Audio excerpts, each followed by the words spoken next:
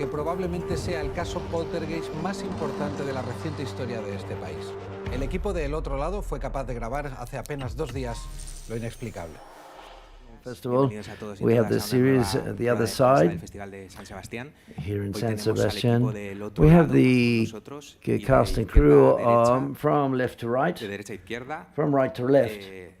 Del otro lado a este, from the other side to this, tenemos a to Susana here. Herreras, Susana Herreras, producer, Alberto del Toro, director, Javier RUIZ CALDERA, director, ANDREU Buenafuente, actor, BERTO ROMERO, creator and actor, MARÍA BOTTO, actress, NACHO VIGALONDO, actor, EVA UGARTE, actress, and SUBIRATS, producer. To commence the press conference, I would like to ask a question to the creator of the series. Quite often I've got the feeling that when we see horror films or horror series, it's easy to go through, get to comedy through a nervous laughter that is generated. Now, I've got the impression, seeing the series, that all the contrary happened here. We start from comedy and we go directly to horror. So therefore, how did you constructed that idea of playing with those genres? Where did it come from? And what was your intention in that sense?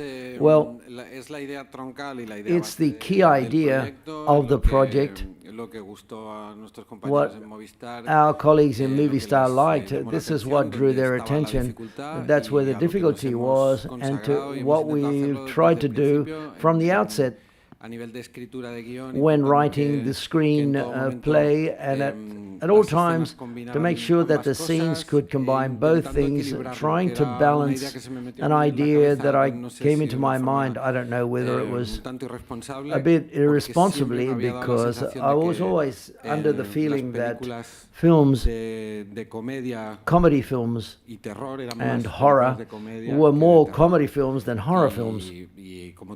And as you said before, horror films occasionally, due to survival, are comedy, because if you don't laugh at a given moment, it's so oppressing, the atmosphere, you can't even survive. So therefore, the goal of the series from the outset, and then when we staged it and the casting process and the tone of the film, we tried to find that balance which, if we can highlight in the series, would be exactly that. The only thing that we could contribute here as something new, or a supposed novelty. You know, raise your hands for asking questions. Hi, first of all, I want to congratulate you for the series.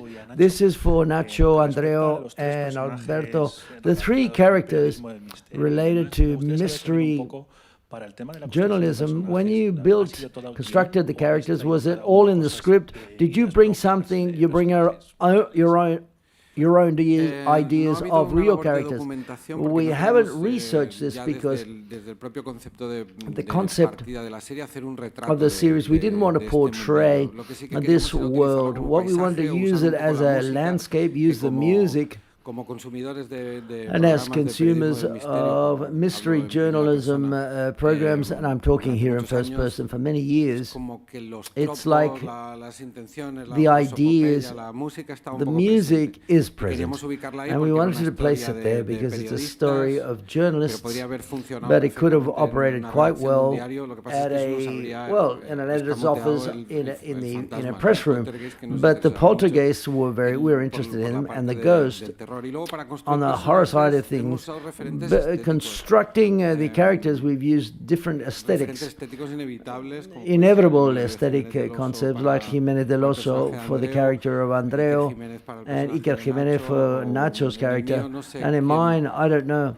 And since these are aesthetical references, because we haven't researched this in depth, but to construct the characters, and also when portraying them, at no time did I imitate anyone. I think the key thing here is to act in a key which was quite naturalist, and that everybody can contribute whatever they have.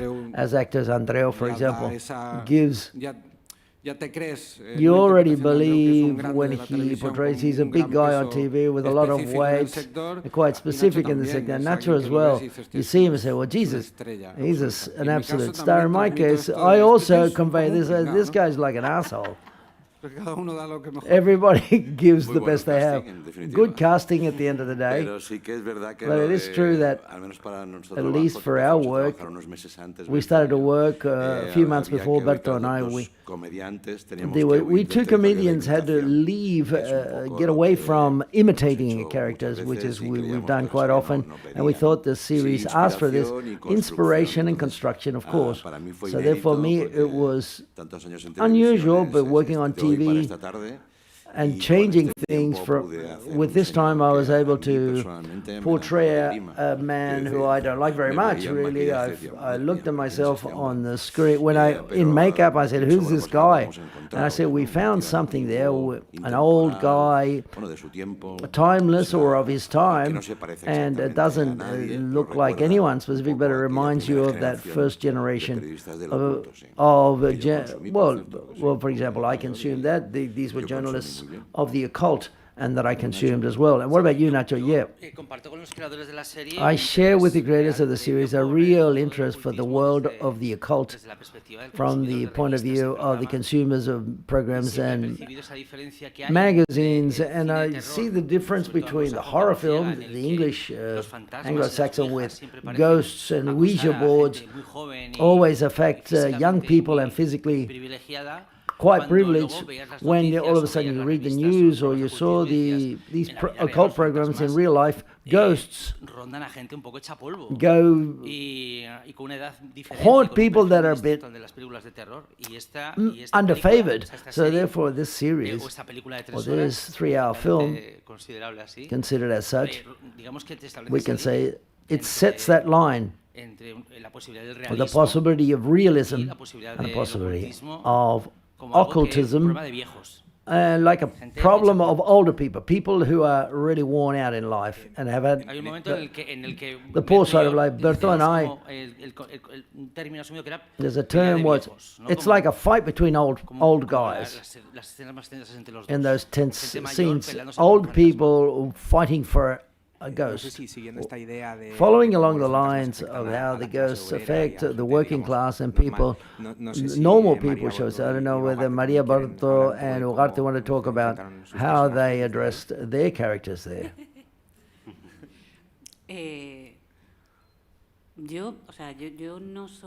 I'm not, I don't consume, and I've never consumed anything, programs of the occult, but I'm a big consumer of fantastic and horror films.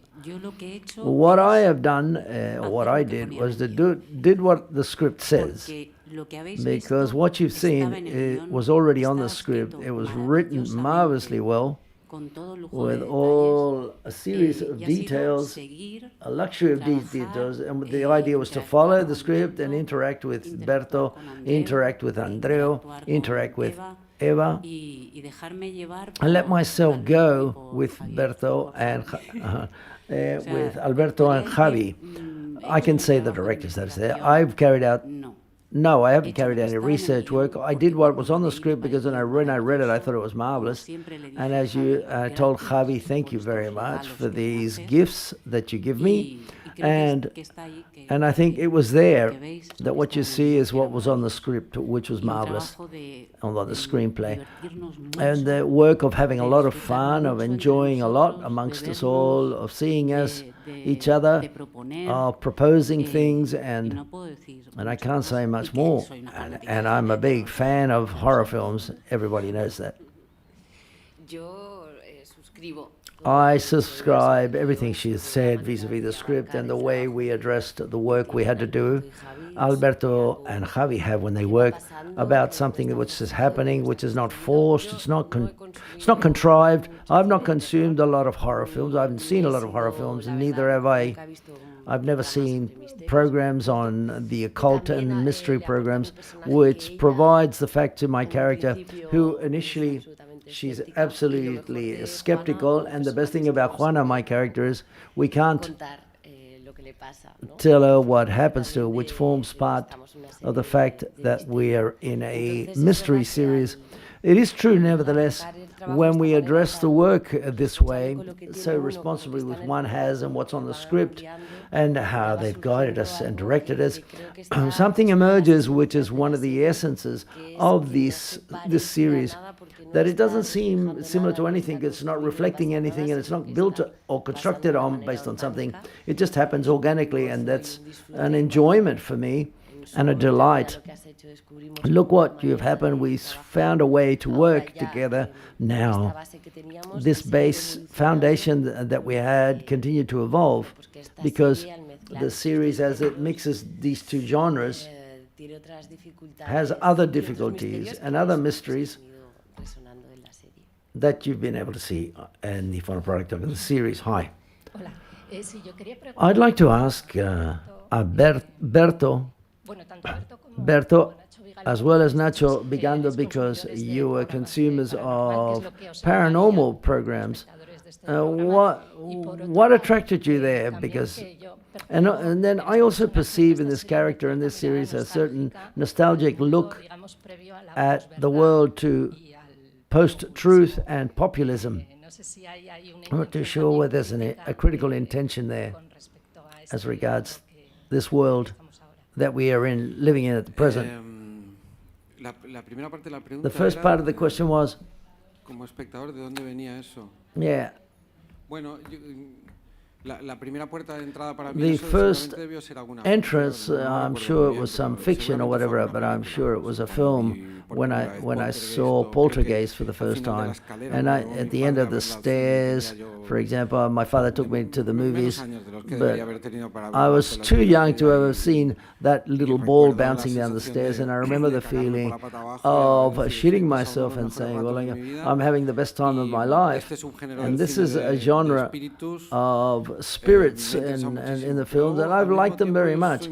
But at the same time, I don't believe in any of this, and plus, I don't have a very extensive capacity to perceive things. I don't notice different things when I enter into a dark house, and something I go, that would be cool, because these things interest me, like being in the pasture in the neighborhood. Now a UFO should turn up, but a UFO doesn't turn up. Happens to happen to me, but that's the interest. This comes through friction, and from there I felt I've always liked to listen to the radio, but the real life wears me out. I was worn out in life. I don't know what's happening, but it was tough for me, and I like to evade myself, and through fiction and mystery journalism, I could listen to programs where they were talking about the faces of Elme, the UFO alert, and for example, and I used that as evasion.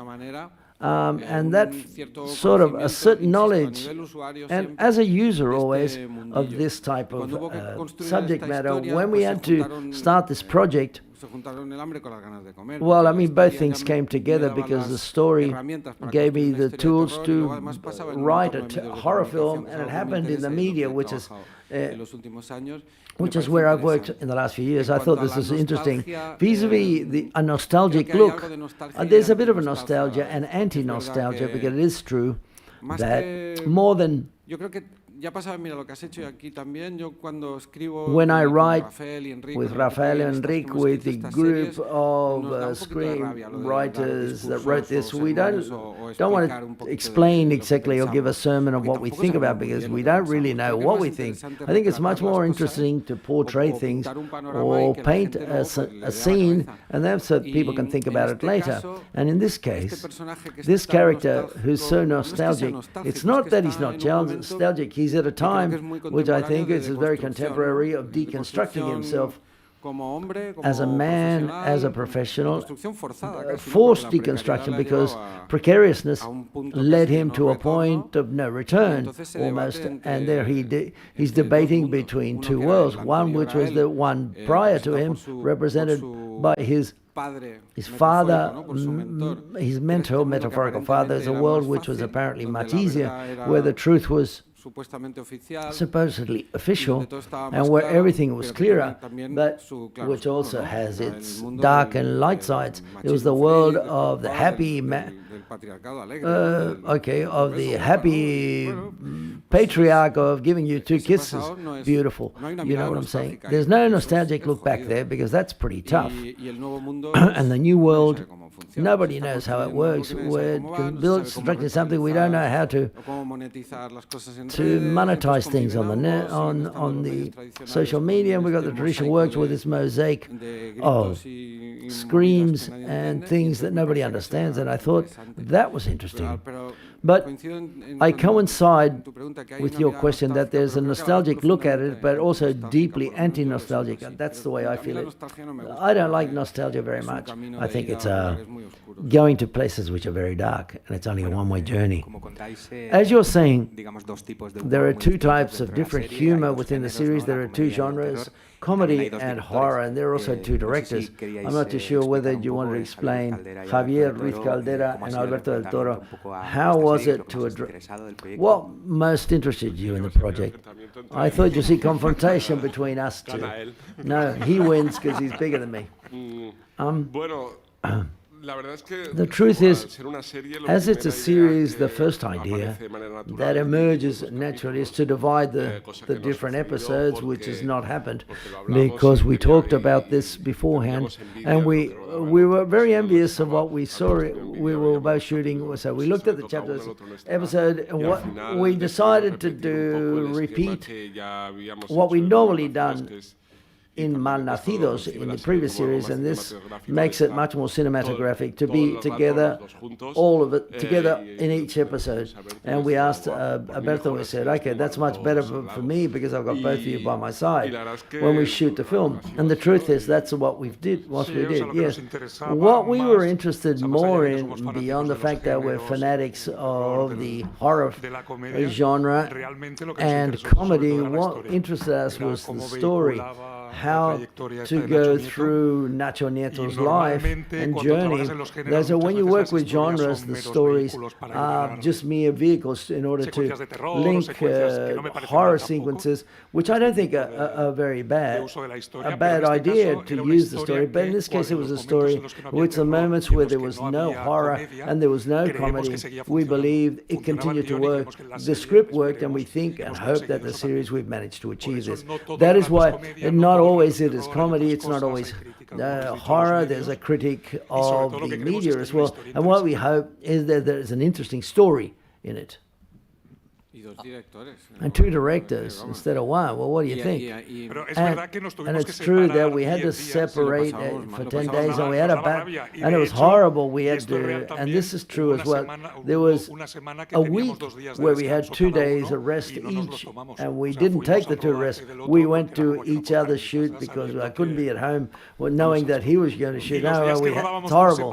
When we separated ourselves, we shared photos. I was afraid that he would get angry with me. I would take screenshots. I said, I'm going to shoot it like this. He said, okay, well, let's do it that way. So I shot it that way. I wanted to highlight that they work very well as 2 directors, but it's indispensable that I'm there too. So yeah, we sent him the screenshots. No, because there's 3 of us, and 3 is a great number when there's a draw, when there's conflict, which hasn't happened many times. There have been minor cases, but nevertheless, it was very great because a simple vote gave us a result. And I recommend using 3. So it's always 2-1. So if there's a discussion via WhatsApp, it was always 2-1. Someone lost and someone won. Hi, Asier from ETV, from the news programs. We wanted to play with the audience, and instead of me bringing the questions, these are questions of the spectators that can't be here today, if you think it's okay. La Pepa and Paz asked for Andreu and Berto, where is it better to be here on the other side, and what the hell is on the other side? That's a question that someone has not seen the series. I think it's quite suitable to ask this question here. When she means here in current live in San Sebastian, is that what you mean? That is the question. We would have to ask Pepper and Paz. We would have to ask her. I can answer you with an anecdote. A Catalan character, a musician who disappeared, who was dear beloved, was in coma for 40 days. And when he awoke, he said to them, his beloveds, I've been there and there's nothing there. Made us all feel very relaxed. But is it better to be here, Berto, or on the other side? Yo parafrasearía Paraphrase Chiquito de la Calzada, who of a question, do you know whether on the other side there's life? He said, I don't think there's life, but what there is Fanta and Coca-Cola. That's true. Yep. And finally, another question. The owner of the cafe in front of the Cursal said, would you take a drink of coffee at the film festival with what celebrity or with that film character or film or star? I understood it in Basque. So, well, with my colleagues, the truth is, it's a real gift to be here, and I hope, because it seems that we come here every year. This is the first time I come to the film festival, and I think it's fantastic to be here. And I'm very, very happy, and I hope that I've got some time to have a coffee. But I haven't seen this man because he's doing so many interviews. I haven't been able to have a coffee with him. But it's great to be here. Berto, what about with you? This is a social approach. I'd like to have a coffee with all of the actors and actresses that couldn't come along because they're on strike in favor of their rights. And thank you very much, because they're not here. I've walked through San Sebastian these days as if I was much more famous than what I am, because there's a situation of a lack of famous people. So there are many people running behind me yesterday. I said to Andrea, this can't be. This is an anomaly. He says, well, because all the big stars haven't been able to turn up, and that's why I'm famous.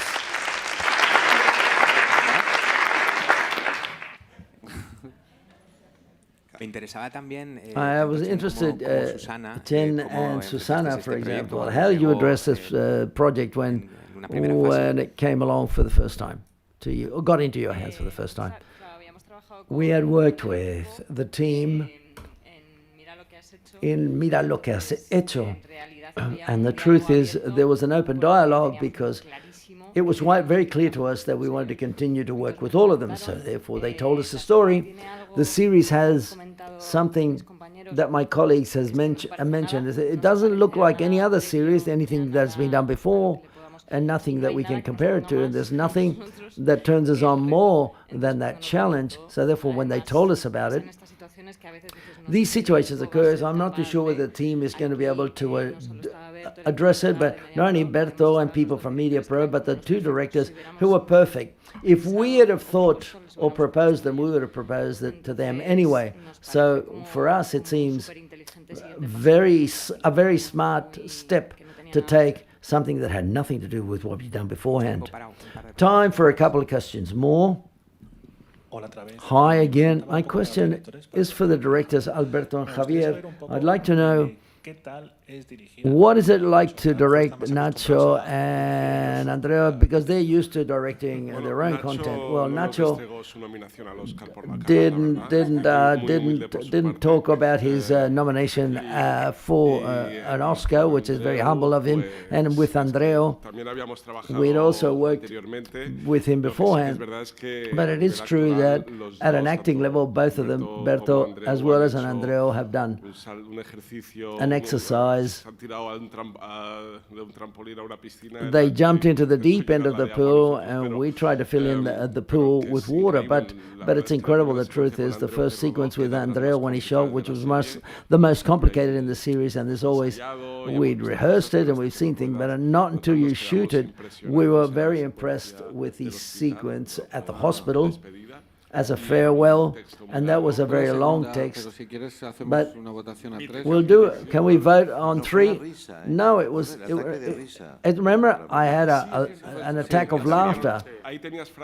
Yes, there were phrases. You were outside, off camera, really. On quite a sequences, I would have been off camera. But no, but that was that big sequence, Alberto and I remember. We said, we've got it. We've caught it. Because there was a challenge, and he's so well known publicly, everyone knows who he is and knows what he does. The challenge was to forget straight away that it was Andreu Buenafuente, and that was the sequence in the hospital. In that first take, we saw, boom, we've got it. We've nailed it. And for Nacho Vigalondo, for example, when we thought about him, we were looking for someone who had great charisma to portray a successful presenter and to also have a dark side. And I'm not saying that Nacho's got a dark side to him, but as he's a genre film director, there's always a little there. There's something in Nacho which is very mysterious. He's a person with whom you talk to and you're fascinated, like looking at a strange animal, like a unicorn, and you go, it fascinates me. I don't know what might happen. Something could explode at any given moment, and that's marvelous about him. It's always seemed like he's just arrived.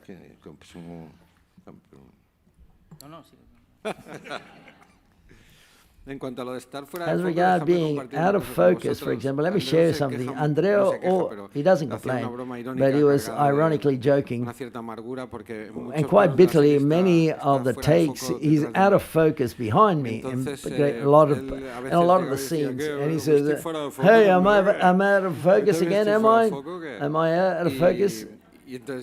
I said, "Yeah, you are. You're out of focus." And I was sort of sharing a certain thought of feeling very humbly when Javier Ruiz Caldera, when we shot Anacleto, which is the first film I shot with him, and I prepared the film very conscientiously.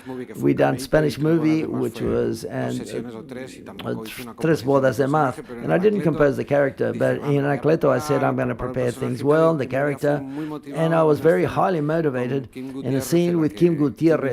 Kim and I was waiting for a car to come by. Kim looks down the road and I'm behind her, and I look, and when I finished, which was my first sequence, I'm very nervous. I said, Javi, how did you see it? Did I try to do this, that, and the other? And he says to me, "Oh, good, but you're out of focus, so it doesn't matter what you've done."